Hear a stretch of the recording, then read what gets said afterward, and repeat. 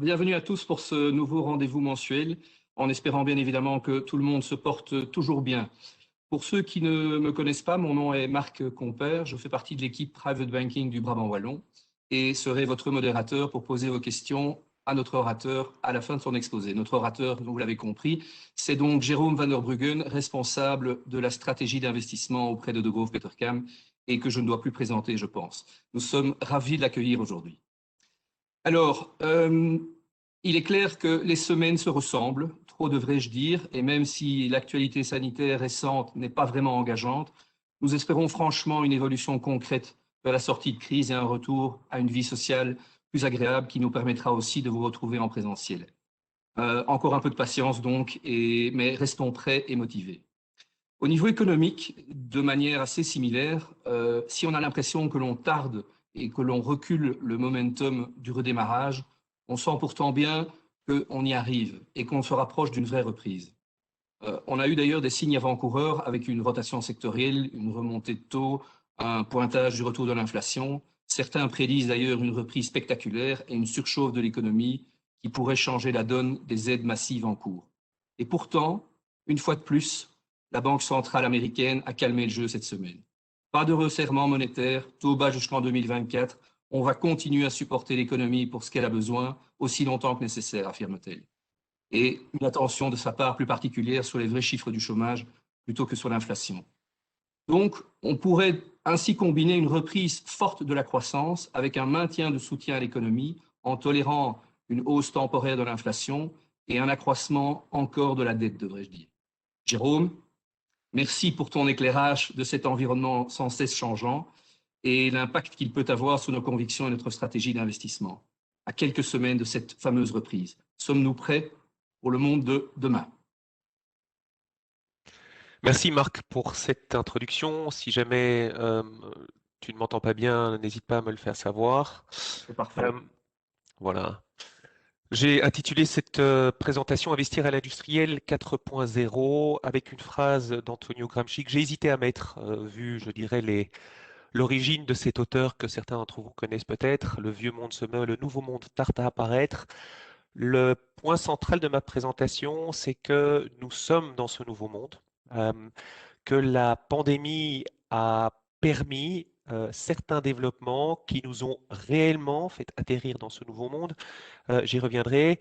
Et pour faire simple, ce qui a vraiment changé cette dernière année, au cours de cette dernière année, est probablement la chose, peut-être la seule chose que nous retiendrons, c'est qu'elle a permis à nos gouvernements de développer de nouveaux moyens, de déployer de nouveaux moyens permettant à notre société, à notre monde de se projeter dans un monde où on a vraiment changé, où on a vraiment effectué la transition énergétique, et dans un monde qui est devenu plus végétal. Jusque-là, nous n'avions pas les moyens, nous étions endettés.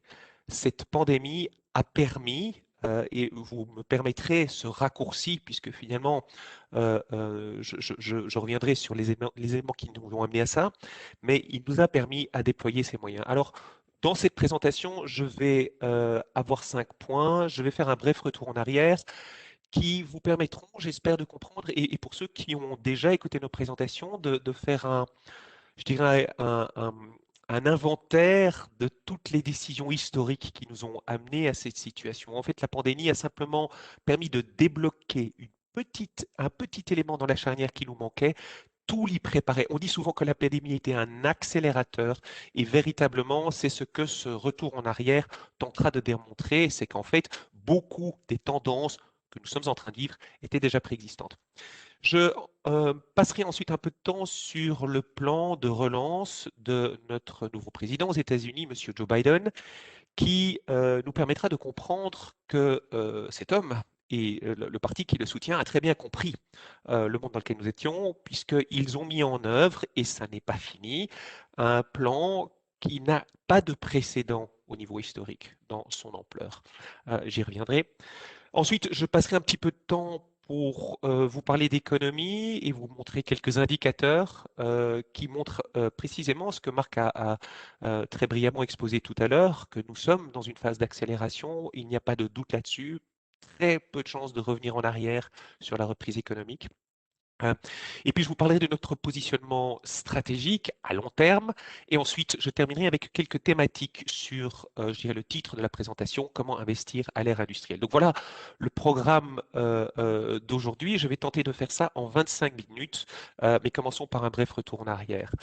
Bien, mais si vous rappelez un petit peu l'histoire, ça fait longtemps que les banques centrales mènent une politique accommodante. Nous avons même, lors de nos highlights, les 2, 3 dernières années, vraiment insisté sur ce point de vue qu'il était devenu de plus en plus difficile pour les banques centrales de freiner l'économie trop en amont, de jouer son rôle historique de gardien de l'inflation, et que depuis longtemps, les banques centrales sont devenues très accommodantes afin de permettre aux économies de rester la tête au-dessus de l'eau, d'empêcher que l'endettement vienne les étouffer, et d'empêcher aussi, bien sûr, que certains éléments, je dirais, contraignants pour l'économie, notamment le vieillissement de la population, ne viennent ralentir trop l'économie. Les banques centrales, déjà depuis longtemps, jouent un rôle accommodant dans nos économies, et je pense que cette évolution à très long terme des taux d'intérêt que vous avez déjà vu probablement, si pas 100 fois chez nous, au moins enfin, beaucoup, ce graphe l'illustre, je pense très clairement, que les taux d'intérêt n'ont pas arrêté de baisser depuis longtemps. Mais il fut un moment où cette baisse des taux d'intérêt, cette politique accommodante n'était plus suffisante pour relancer les économies, et où, souvenez-vous, surtout à l'issue de la grande crise financière, la crise de 2008, eh bien, les banques centrales se sont mises à acheter des obligations, donc à intervenir directement dans les marchés obligataires pour acheter des obligations émises par les États souverains, avec comme thématique principale relancer l'inflation, et peut-être une thématique moins évidente à expliquer pour les banques centrales, mais très clairement dans leur arrière-pensée, le financement des gouvernements, la monétisation de la dette de nos États.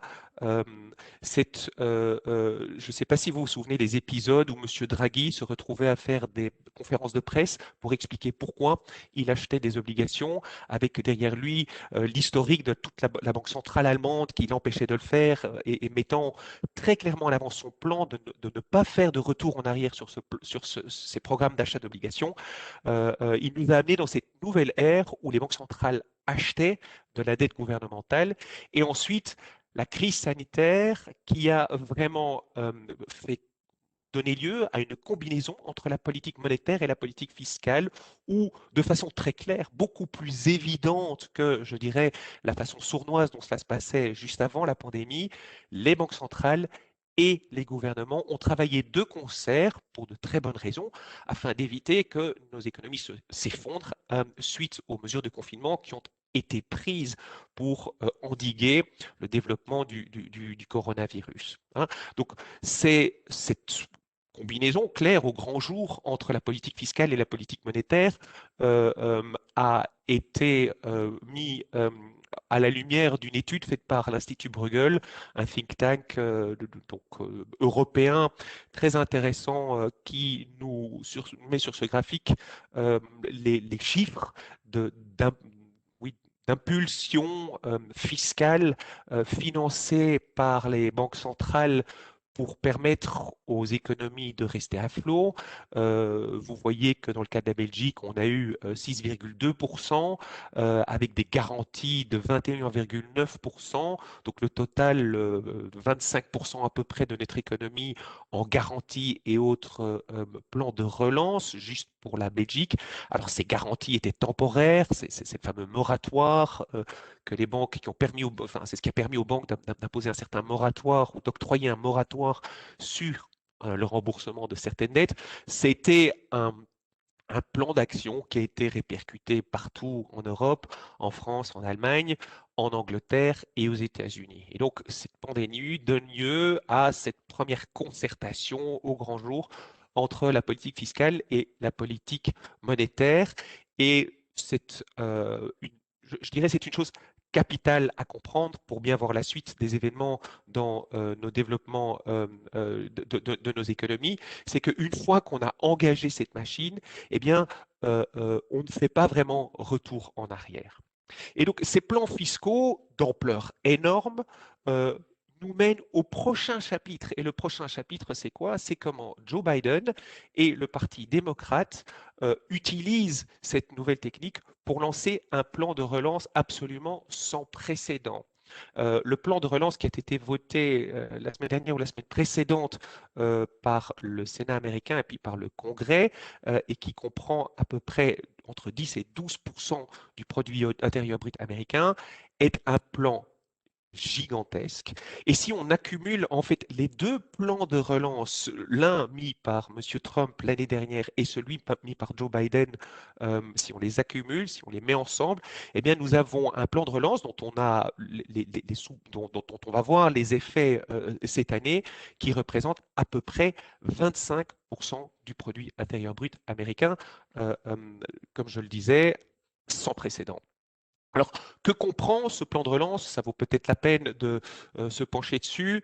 Il y a une grande partie de moyens qui seront mis en œuvre pour permettre aux économies, à l'économie américaine de faire perdurer le plan de vaccination et aussi de permettre aux dernières mesures qui sont mises en place par le gouvernement pour endiguer la pandémie d'être mises en place. Donc ça, c'est un premier plan de cette initiative fiscale qui représente à peu près 50 milliards de dollars. Et puis, on a aussi des aides aux familles directes et indirectes qui représentent au total 600 plus 400 milliards de dollars, c'est-à-dire 1000 milliards de dollars, et aussi donc des aides aux entreprises pour 150 milliards de dollars. Donc, les quatre volets de ce plan de relance représentent donc ensemble 1900 milliards de dollars, à peu près donc 10 à 12% de l'économie américaine, sachant aussi que le point central de cette initiative est que un ménage moyen aux États-Unis va recevoir 11 000 dollars cette année. Ces 11 000 dollars sont donc des chèques octroyés directement à ces familles. Pour ceux qui suivent les débats autour du salaire universel, on n'est pas très loin de quelque chose qui ressemble à ça. Alors, je l'appelle un plan de soutien parce que, et peut-être que lorsque je vous ai parlé il y a quelques instants, j'ai exprimé le mot relance, c'est surtout un plan de soutien puisque l'objectif de M. Biden est de bien sûr continuer à soutenir ces familles qui souffrent de cette pandémie et qui sont mis à mal par toute une série de mesures de confinement mis en place par l'État américain. Le plan suivant que l'administration a en tête est réellement un plan d'investissement et de relance. À la différence du précédent, c'est un plan qui va directement viser les infrastructures et la transformation énergétique. Ce plan a été déjà soumis en 2020 dans la Chambre des représentants et lors de sa campagne, M.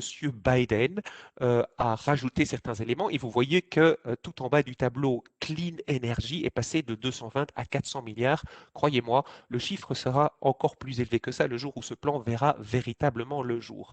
Il est dans les objectifs des démocrates et de M. Biden de rapidement mettre en œuvre ce plan en plus du plan qui vient d'être vanté.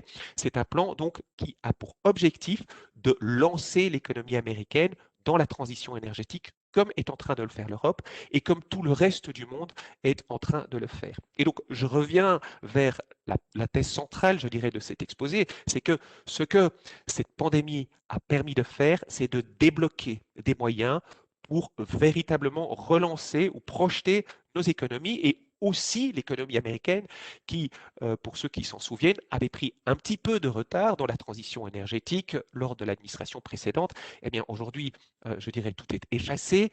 Nous sommes dans une situation où les ambitions de l'administration actuelle, l'administration américaine actuelle, sont absolument énormes. Vous voyez la taille du prochain plan que nous avons devant les yeux. Et donc, cette situation où nous avons un plan de soutien l'année dernière, un autre plan de soutien qui a été voté il y a 2 semaines, qui représente ensemble à peu près 25% du PIB américain, et ensuite un plan à venir qui va relancer les investissements américains, vous donne des perspectives économiques très fortes, des perspectives de croissance économique très fortes, avec une accélération de la croissance aux États-Unis, sur lequel pour l'instant je ne veux pas mettre de chiffres définitifs parce qu'il n'y a pas une semaine qui se passe sans que les uns et les autres soient en train de revoir à la hausse leurs perspectives pour la croissance économique américaine. Je vais vous montrer dans une seconde quelles sont nos perspectives de croissance pour l'économie américaine. Mais vous voyez que nous allons avoir une accélération de la croissance économique américaine. C'est la ligne verte qui fait suite à la ligne bleue. Et donc, nous allons aussi avoir une économie américaine, et je pense que c'est important aussi de le comprendre pour voir la suite du débat, qui va croître pendant un petit temps au-dessus de ses capacités, hein. Toute économie a une capacité installée, un stock de capitaux, des usines, des magasins, des routes, de l'infrastructure qui lui permettent de croître à un certain rythme. Okay, et donc l'objectif de nos gouvernements, l'objectif économique principal, c'est que ce rythme soit respecté, qu'on n'aille pas trop en dessous, mais pas non plus trop au-dessus. Et il est possible que pendant un certain temps, nous irons au-dessus. C'est-à-dire que la croissance économique sera au-dessus du potentiel de croissance de la capacité industrielle des États-Unis. Et c'est tout à fait voulu par les autorités. J'y reviendrai. Donc, une accélération de la croissance. Euh, Viendront en plus de ça deux autres bonnes nouvelles. Première bonne nouvelle qui va venir, vous le savez, c'est que les plans de vaccination sont en train d'être mis en place. Aux États-Unis, 15% de la population ont déjà reçu une première dose. J'en profite au passage pour vous dire que le plan européen a pris un peu de retard, mais pour moi, c'est un peu de retard. Ça va durer quelques mois par rapport à l'agenda initial qui était pour une vaccination de la population la plus vulnérable, c'est-à-dire à peu près 100 millions de personnes en Europe, euh, euh, pour mars, eh bien, c'est retardé de 2-3 mois, mais le plan de vaccination en cours est un peu irréversible et va venir aussi petit à petit doper les économies. Je parle maintenant de l'économie américaine, je retourne vers l'économie américaine, va venir aussi doper l'économie américaine en plus de ces plans dont je viens de parler. Et alors, la deuxième chose qui va venir aussi, je dirais, stimuler la croissance, en particulier de la consommation, c'est que les ménages ont accumulé énormément d'épargne.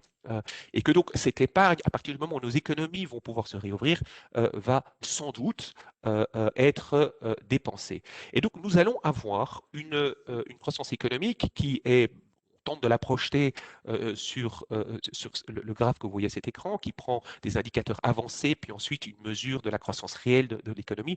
Nous allons véritablement avoir un rebond assez spectaculaire de l'économie mondiale, toujours tiré par les États-Unis. Pour ceux qui suivent nos présentations, nous sommes convaincus que le premier moteur de la croissance mondiale reste le consommateur américain, et vous venez de voir ce qu'il va recevoir et quels sont les éléments qui vont lui permettre de rester, de beaucoup consommer, je dirais, dans les quelques mois et même années qui viennent. Nous allons avoir une reprise de l'économie américaine qui va tirer l'économie mondiale, qui sera absolument spectaculaire, comme l'indique ce graphe. Vous avez donc ici la perspective de croissance de l'économie américaine l'année prochaine. Pour l'instant, donc, notre chiffre qui est fait par mon ami Hans Bevers, notre économiste, est de 6,5%. Sachez que vous avez des observateurs qui sont déjà largement au-dessus de ça. Goldman Sachs, je crois, est à 8,5% pour 2021. Donc, je ne mets pas encore de chiffre définitif. Je vous montre le chiffre de Hans, qui est déjà largement au-dessus du chiffre du consensus, qui est à 4,7% encore. Nous allons véritablement avoir une reprise spectaculaire de l'économie américaine qui va tirer l'économie mondiale. Donc voilà les perspectives à court terme. Quel est notre positionnement stratégique là-dessus? Bien sûr, cette perspective de reprise est en train de permettre aux entreprises de recouvrir une grande partie, je crois, une grande partie de leur capacité à générer des bénéfices. Cette ligne, vous la connaissez, je la montre à peu près à chacune de mes présentations, c'est le bénéfice de nos entreprises aux États-Unis, en Europe et au Japon, 12 mois projetés 12 mois en avance. Et vous voyez que la ligne noire, qui est la ligne bénéficiaire pour les États-Unis, est en train de dépasser le top qu'elle avait atteint juste avant le développement de la pandémie, et que les autres pays, Europe et Japon, sont en train eux aussi de rattraper le retard accumulé pendant la pandémie. Donc les entreprises, très rapidement, retrouvent des bénéfices. Elles avaient souffert de la pandémie. Vous voyez que en 2020, aux États-Unis, les bénéfices des entreprises avaient baissé de 12,3%, en Europe de 34%, zone euro 39%. Donc on a eu, je dirais, une très forte baisse des bénéfices l'année dernière, mais qui très rapidement est en train d'être récupérée par tous les pays. Et donc nous allons faire face à une très forte, très nette accélération des bénéfices que, bien sûr, les bourses sont en train d'anticiper. Beaucoup de choses vous diront, personnes peut-être plus pessimistes, sont prises en compte déjà par les marchés et c'est joué. Notre point de vue, c'est que non. Les surplus de rendement ou la prime de risque encore disponible sur les marchés des actions sont encore généreux. Nous avons des taux d'intérêt qui sont très bas et ils justifient des valorisations plus élevées sur le marché. Le marché le plus cher, c'est le marché américain qui capitalise 22 fois, 22 fois les bénéfices, ce qui fait un rendement de 4,5% aux États-Unis. On en déduit les taux d'intérêt et on arrive à un surplus de rendement qui est très généreux et qui permet pour nous de continuer à nous positionner sur les actions. Donc nous pensons que l'investissement en bourse continue d'être probablement le meilleur endroit pour un patrimoine de venir s'investir, reprise bénéficiaire, avec finalement des valorisations qui, vu le contexte, continuent d'être très intéressantes. Alors, nous pensons aussi que dans ce contexte, le marché américain continue d'être le marché où nous aurons les rendements qui seront supérieurs à partout ailleurs. J'ai retrouvé un graphe qui montre les rendements obtenus sur le marché américain sur depuis longtemps, à peu près 50 dernières années. C'est un marché qui vous a permis d'obtenir à peu près 11%, dont 6,6%, 6,63% venaient de la croissance bénéficiaire et très peu de ce qu'on appellerait des effets bulles financières, d'accélération de la hausse des cours, ce qu'on appelle price PE changes, price earnings changes, c'est en fait l'augmentation de la valorisation du marché. Donc, ce qui a vraiment permis à ce marché de continuer de monter, c'est cette perspective bénéficiaire qui pour nous est toujours intacte. Je vous renvoie à ce graphe que je viens de montrer sur l'évolution des bénéfices américains à court terme. Et donc le marché américain, soutenu par cette croissance des bénéfices et aussi par les dividendes, comme le montre ce graphe, devrait pour nous continuer de montrer des rendements dans le futur, même si ces rendements-là probablement sont beaucoup plus élevés que ce qu'on pourra obtenir dans le futur, ils continueront d'être intéressants. Voilà. Alors, la chose sur laquelle je voudrais m'attarder pendant quelques instants, c'est l'impact que cette accélération a pour l'instant sur les marchés. Le tout dernier développement des marchés, c'est l'augmentation des attentes d'inflation. Le marché a peur que puisque la croissance américaine va dépasser le potentiel de l'économie américaine pendant un certain temps, eh bien, cela génère de l'inflation qui est, comme on dit, surchauffe. Et on voit que les attentes d'inflation sont en train d'augmenter, donc surtout aux États-Unis. On était à 1% d'attente d'inflation, on est passé à 2,16%, donc il y a eu une très nette accélération, ça, qui a donné lieu aussi à une hausse des taux réels. Alors ça, c'est un truc important, les taux réels, auxquels il faut être attentif. Vous voyez qu'il y a des moments dans l'historique des marchés où les taux réels, c'est-à-dire le taux nominal dont on déduit l'inflation, recommence à monter et ça peut donner lieu à des phénomènes de marché tout à fait intrigants que je vais tenter d'illustrer sur le graphe ici. En fait, les taux réels déterminent la valeur des valeurs futures d'une entreprise en pleine croissance. Si vous êtes une entreprise de croissance, la valeur que le marché va vous octroyer elle n'a rien à voir avec votre bénéfice d'aujourd'hui. Le bénéfice d'aujourd'hui pour une entreprise de croissance est très faible par rapport aux bénéfices de demain. Je prends l'exemple de Tesla, qui, si elle réalise ses objectifs, devrait être capable de doubler son chiffre d'affaires en 2 ou 3 ans. Toute la valeur de Tesla est demain, pas aujourd'hui. Alors, pourquoi les taux d'intérêt réels sont-ils tellement importants pour une entreprise de croissance? Parce que 1 € demain que nous ramenons aujourd'hui en utilisant un taux d'actualisation à 2% n'a rien à voir avec 1 € de demain que nous actualisons à la valeur d'aujourd'hui avec un taux d'actualisation de 0,01% ou avec un taux d'actualisation négatif. Vous pouvez faire l'exercice arithmétique de actualiser à aujourd'hui une valeur demain avec un taux d'actualisation de 2% ou un taux d'actualisation de 0,01%, vous verrez que la croissance est exponentielle. Et donc, lorsque les taux d'intérêt réels se sont écroulés l'année dernière, eh bien, la valeur d'une entreprise comme Tesla, que je prends comme exemple, a tout simplement explosé, pardonnez-moi l'expression. Elle a fait x5 entre avril et août, Tesla. Ça n'avait rien à voir avec ses développements à court terme et ses objectifs à court terme. Non, ça avait énormément à voir avec les taux d'intérêt réels. Et donc, quand les taux d'intérêt réels se remettent à augmenter, eh bien, ça a un impact sur des entreprises comme Tesla, qui, comme vous voyez sur ce graphe-là, a baissé de 33% depuis cette rehaussée des taux d'intérêt. Et donc tout le monde se pose la question, est-ce que la Fed, la Réserve fédérale, va endiguer cette possible retour de l'inflation? Notre réponse est non. La Fed nous a très clairement indiqué, en tout cas c'est comme ça que nous interprétons ces messages, qu'elle va continuer à garder des taux d'intérêt directeurs très bas pendant très longtemps. Et la raison principale pour laquelle la Fed va faire ça, c'est que pour elle, le taux d'activité est encore trop bas. Si on veut résumer la pensée de la Fed, d'après nous, c'est que pour l'instant, la reprise que nous voyons aux États-Unis n'est pas encore suffisamment inclusive. Je vous montre ici le taux d'activité des jeunes entre 25 et 54 ans. Je les mets tout ça dans les jeunes, hein, qui sont en fait les personnes qui sont le plus à même à travailler. Et donc, ça comprend le taux d'activité, comprend aussi les personnes qui sont au chômage. Donc, ce sont les personnes qui sont en travail et qui sont aussi au chômage.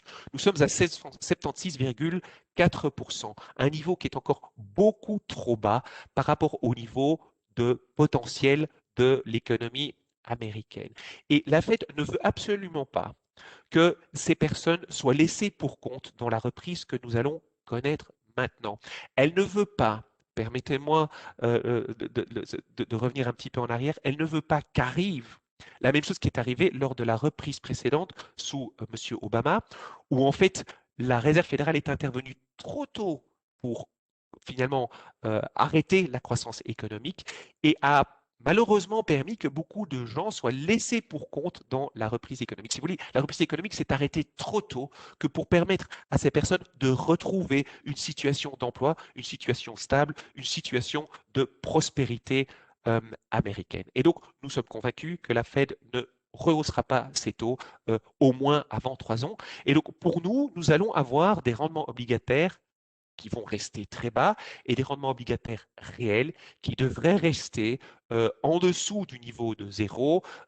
Ici, on a le taux, le dernier taux de moins 0,7%, le taux d'intérêt, le rendement obligataire réel à long terme. Et nous pensons qu'il va stagner autour de ces niveaux-là. On va avoir peut-être des moments où le marché va venir tester la Fed, mais pour nous, la Fed va rester sur ses positions pendant les années qui viennent et comme je le disais, pendant au moins 3 ans. Et donc, nous continuons à être donc surpondérés sur les bourses, en particulier sur les actions américaines. Nous pensons que les taux d'intérêt réels peuvent peut-être augmenter un petit peu et donc nous avons réajusté les portefeuilles afin d'avoir des portefeuilles qui soient avec un positionnement un petit peu plus pro-reprise, pro-cyclique, des valeurs de petite capitalisation, des valeurs cycliques ou simplement des valeurs bon marché comme certaines banques qui se sont retrouvées aujourd'hui dans les portefeuilles parce que quand on a cette tension sur ce changement de régime sur les marchés et cette tension sur les taux d'intérêt réels, eh bien ce sont ces valeurs-là qui performent le mieux et vous aurez peut-être vu quelques transactions dans vos portefeuilles, repositionnant les portefeuilles vers ces valeurs-là. Mais comme notre point est que la Fed va rester avec des taux d'intérêt directeurs, des taux directeurs très bas, eh bien, finalement, ce taux d'actualisation, ce taux d'intérêt réel ne va pas augmenter très fortement. Et donc, les valeurs de croissance, celles qui ont cette valeur dans le futur, et je ne veux pas parler de Tesla qui a ses propres problèmes, notamment de part de marché en Europe, puisque toute une série de concurrents sont en train de venir. Le réveil de la voiture électrique s'est vraiment opéré, ça n'est plus le seul acteur dans le secteur. Donc, je ne veux pas parler de Tesla, mais d'autres valeurs de croissance, notamment dans la technologie, dans la digitalisation, continuent d'être des valeurs intéressantes à long terme, même si à court terme, dans ce changement de régime que nous voyons s'opérer dans les marchés, elles pourraient faire moins bien que ces valeurs plus cycliques. Voilà ce que dit ce graphe que vous recevrez. Je pense que Marc vous l'enverra pour que vous puissiez, je dirais, prendre connaissance de ce positionnement stratégique dans le contexte que je viens d'expliquer. Tout est expliqué là. Mais voilà ce que dit ce graphe. Nous avons un positionnement procyclique, mais nous pensons que ces valeurs cycliques performeront mieux à court terme que les valeurs de croissance, mais nous ne pensons pas que les valeurs de croissance vont s'écrouler parce que d'abord leurs perspectives de croissance sont toujours là et que nous ne pensons pas non plus que les taux d'intérêt à long terme vont véritablement remonter très fortement. Voilà, ça c'est le positionnement stratégique. Je voudrais maintenant, pour terminer la présentation, pendant les quelques minutes qui me restent, j'avais dit 25 minutes, ce sera plutôt 30, Marc, je te prie de m'excuser, revenir avec quelques thèmes sur l'ère industrielle 4.0. Alors d'abord, qu'est-ce que c'est l'ère industrielle 4.0? Nous vivons, nous le pensons, une quatrième révolution industrielle et je pense vraiment que les moyens débloqués sont réellement là pour nous projeter dans cette quatrième révolution industrielle. Et c'est quoi la quatrième révolution industrielle?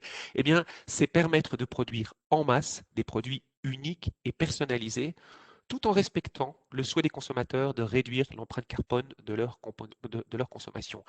La quatrième révolution industrielle, c'est ça. Elle se distingue très fortement des trois premières. La première, enfin, on ne va pas refaire l'histoire, mais elle se distingue très fortement des quatre premières. On va allier transition énergétique et moyens digitaux mis en œuvre pour permettre à chaque utilisateur d'avoir un produit personnalisé. On le connaît de mieux en mieux grâce à l'empreinte digitale qu'il laisse sur le monde et nos processus de production eux-mêmes se sont digitalisés afin de permettre de faire du spécifique de façon industrielle tout en opérant une transition énergétique. Alors, quelles sont les thématiques que nous avons dans nos portefeuilles pour pouvoir profiter, je dirais, de cette situation qui a encore de beaux jours devant elle? Bien sûr, la montée en puissance du commerce en ligne. Vous voyez de nouveau l'effet l'effet accélérateur de la pandémie, puisque la ligne rouge, qui représente la partie électronique des ventes de détail, s'est accélérée pendant la pandémie. La meilleure manière d'être exposé à cette accélération des ventes en ligne, c'est bien sûr les États-Unis, puisque 40% des indices américains sont exposés à la digitalisation. Les semi-conducteurs sont une bonne manière aussi, je dirais, profiter de cette vague. Rappelons-nous que c'est un secteur cyclique, mais qui a une croissance tendancielle depuis les années 80 d'à peu près 10% par an et que nous ne voyons pas décélérer avec les perspectives que je viens tenter de décrire. Donc, première thématique dans cette ère, c'est la montée en puissance du commerce en ligne. Deuxième thématique, la transition énergétique qui permet à notre tissu industriel d'être réellement transformé. Goldman Sachs a publié hier une étude sur son estimation de l'évolution du taux de pénétration de la voiture électrique dans les ventes des constructeurs en Europe. Eh bien, il pensait il y a encore quelques jours dans ses études précédentes que nous serions à 30% de voitures électriques vendues en Europe en 2030. Selon leurs nouvelles estimations, avec ce qu'ont mis en place tous les constructeurs, ils pensent que nous serons à 70% d'ici 2030. Vous voyez la vitesse à laquelle ces choses arrivent. Et quand je dis que Tesla aura des problèmes, eh bien, c'est parce qu'elle n'est plus la seule à, je dirais, fournir ce marché.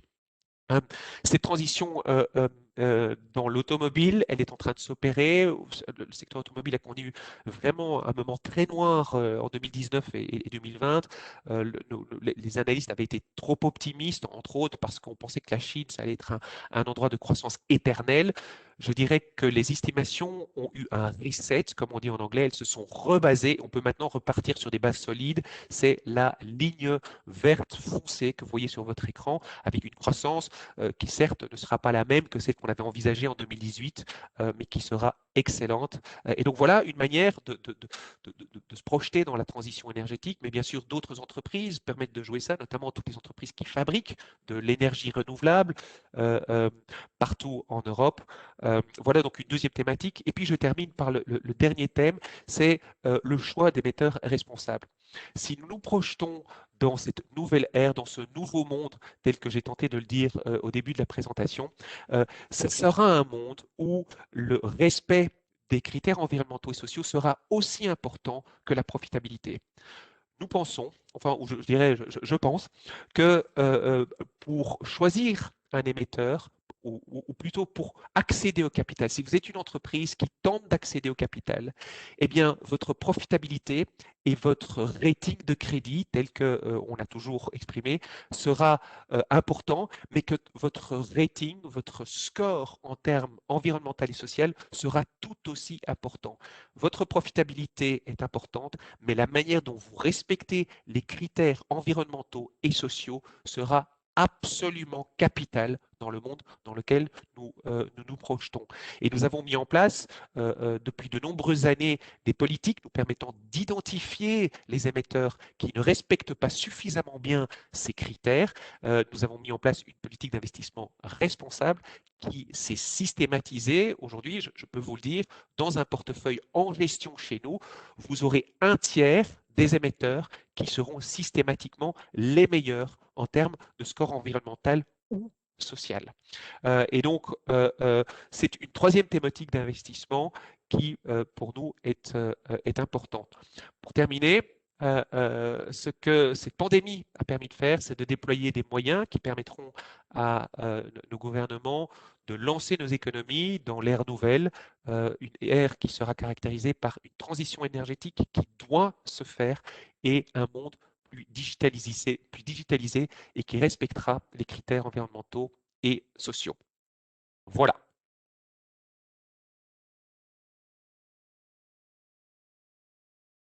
Merci, merci Jérôme. Effectivement, tu disais que tu voulais être concis, mais sache que ça n'est pas bien grave. On t'écouterait pendant des heures. C'est toujours passionnant et la multitude des sujets que tu as présentés en fin de présentation mériterait à elle-même qu'on en fasse une session à part entière. En tout cas, merci.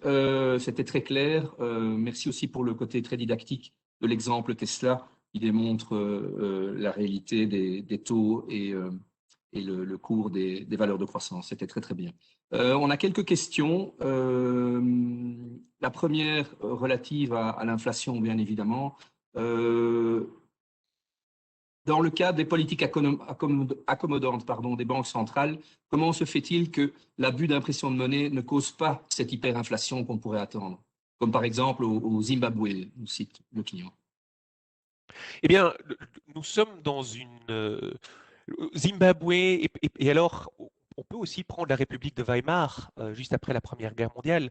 Ce sont des économies dans lesquelles il n'y avait pas de capacité industrielle forte. La capacité installée de nos économies pendant très longtemps a été beaucoup plus grosse que j'allais dire, les besoins de l'économie.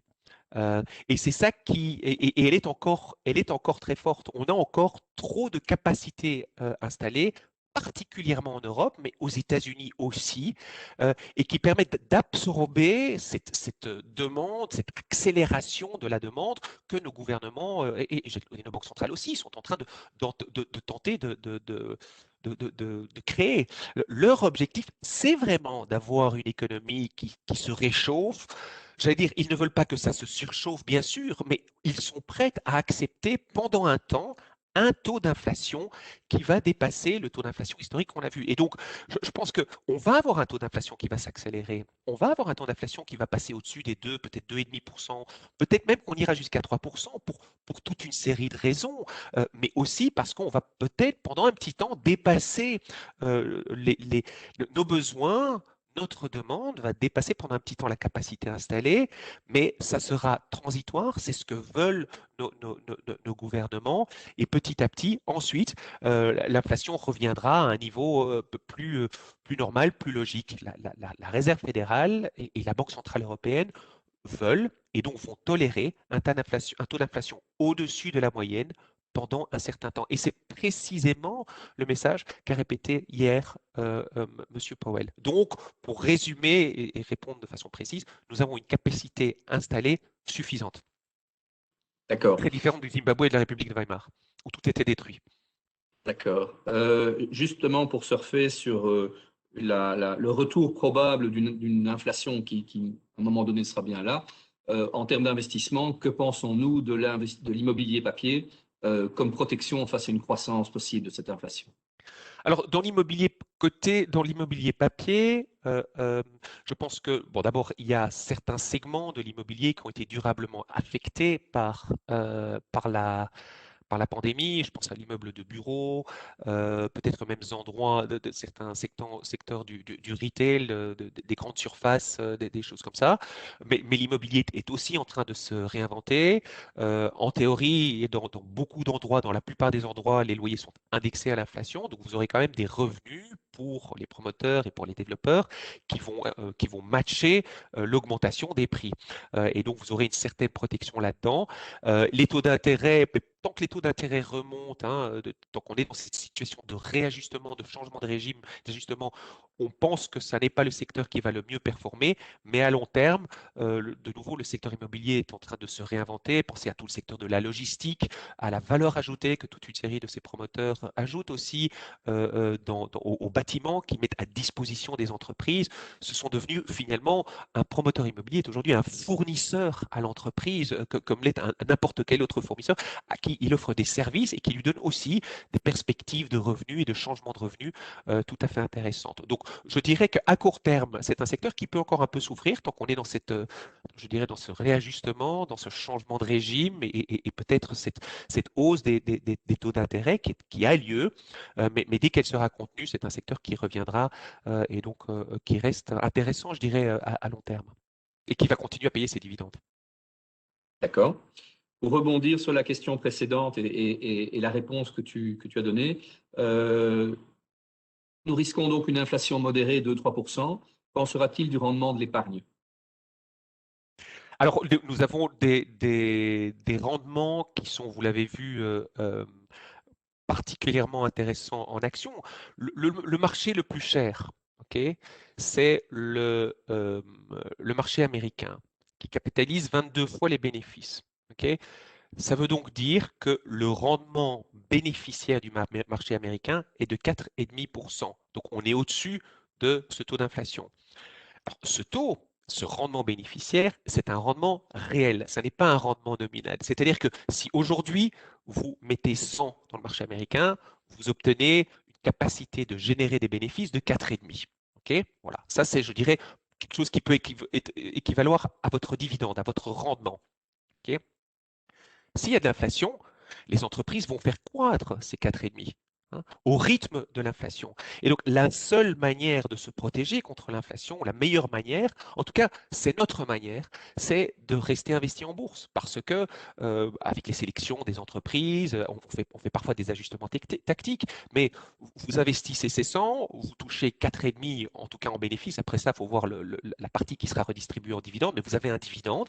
Et ce dividende-là, si vous l'avez bien ajusté, il va vous permettre de continuer à financer votre train de vie puisqu'il va normalement augmenter avec l'inflation pour autant que les entreprises soient bien sélectionnées. Voilà, pour ça qu'il faut une gestion un peu active quand même. Mais les perspectives pour l'épargne, c'est bien évidemment la bourse. C'est la bourse. OK. Évidemment, il y a toujours beaucoup de questions qui arrivent à la dernière minute. Ça n'est pas facile à gérer. Je vais quand même essayer de les prendre toutes. Toujours par rapport à l'inflation, qui évidemment est l'élément majeur Un pour sujet. l'instant. À Ouais. partir de quel taux d'inflation la Banque centrale américaine va devoir adapter sa politique au maintien? Bah, évidemment, si on commence à avoir des taux d'inflation de 4%, je pense que la Banque centrale va réagir. Mais dans les perspectives d'inflation telles que nous les voyons, même avec une normalisation du prix du pétrole, en fait, je dirais un des éléments très importants qui influence le taux d'inflation, c'est l'évolution du pétrole et les effets de base.